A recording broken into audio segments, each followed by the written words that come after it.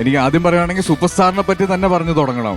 കാര്യം ഇതുപോലൊരു ഗ്രാൻഡ് ഫിനാലേക്ക് കുത്തിയിരുന്ന് ഞങ്ങൾ കണ്ടിട്ടുണ്ട്. ജോബും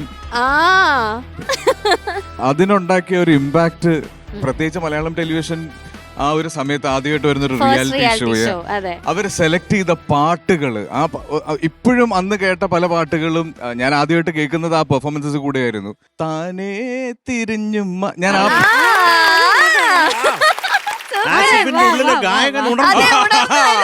എനിക്കുള്ള പണി ഞാൻ തന്നെ ചോദിച്ചു.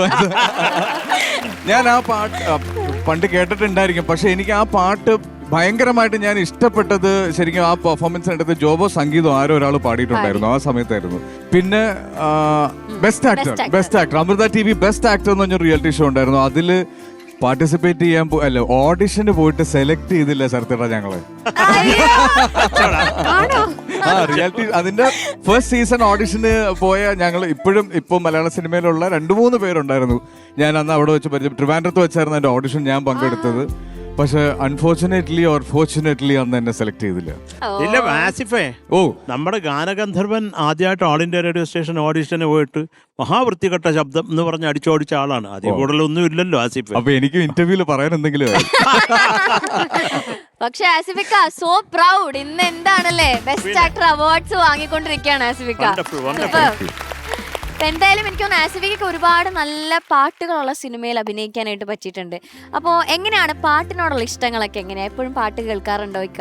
പിന്നെ എപ്പോഴും എല്ലാവരും പറയുന്ന പോലെ തന്നെയാണ് എൻ്റെ മൂഡ് ഞാൻ സെറ്റ് ചെയ്യുന്നത്. ഇപ്പൊ രാവിലെ എഴുന്നേറ്റ് കഴിഞ്ഞാൽ കുറച്ച് ഒച്ചയും ബഹളമൊക്കെ ഉള്ള കുറച്ച് ഹാപ്പി ആയിട്ട് എനർജി തരാൻ പറ്റിയ സോങ് വേണം. കിടക്കാൻ പോകുമ്പോൾ കുറച്ച് പീസ്ഫുൾ ആയിട്ടുള്ള സോങ്സ് വേണം. ഇപ്പോൾ ലൊക്കേഷനിലാണെങ്കിലും ഷോട്ടിന് പോകുകയാണെങ്കിലും ഒരു ഷോട്ട് പ്രിപ്പയർ ചെയ്യുന്ന സമയത്തും ഒക്കെ നമ്മുടെ മൂഡ് സെറ്റ് ചെയ്ത് തരുന്നത് നല്ല പാട്ടുകളാണ്. പിന്നെ എന്നെ ഏറ്റവും കൂടുതൽ മലയാളി പ്രേക്ഷകർ തിരിച്ചറിഞ്ഞത് സത്യേട്ടൻ്റെ പടത്തിൽ ഞാനും മമതയും കൂടെ അഭിനയിച്ച ഒരു പാട്ടുണ്ട്, ആരോ പാടുന്നു ദൂരെ എന്ന് പറഞ്ഞ്.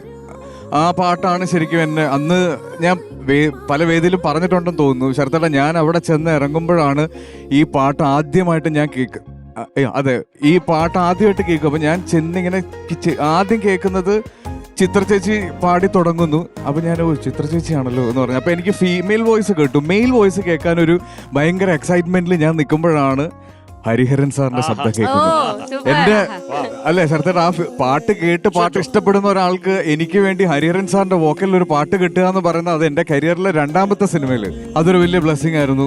എഗെയിൻ ഇളയരാജ സാറിന്റെ മ്യൂസിക്. രാജാ സാറിനെ കുറിച്ച് നമ്മൾ പറയാത്തൊരു ദിവസം പോലും ഇല്ല ആസിഫിക്ക, നമ്മുടെ സൂപ്പർ സ്റ്റാറിന്റെ ഒരു ഫ്ലോറില്. ഓക്കെ, അപ്പോ ആസിഫിക്ക് ഇപ്പൊ എത്തിയ സ്ഥിതിക്ക് ഇതിനു മുന്നേ കുറെ സിനിമയിൽ അഭിനയിച്ചൊരു നായകൻ എത്തിയിരുന്നു. അങ്ങോട്ട് നോക്കും കുറെ സിനിമകളിൽ. ഹായ് ധ്യാൻ ചേട്ടാ, ആസിഫിക്ക വന്നേക്കുന്നു. ഞങ്ങൾ ഇടക്കിടക്ക് കാണുന്ന.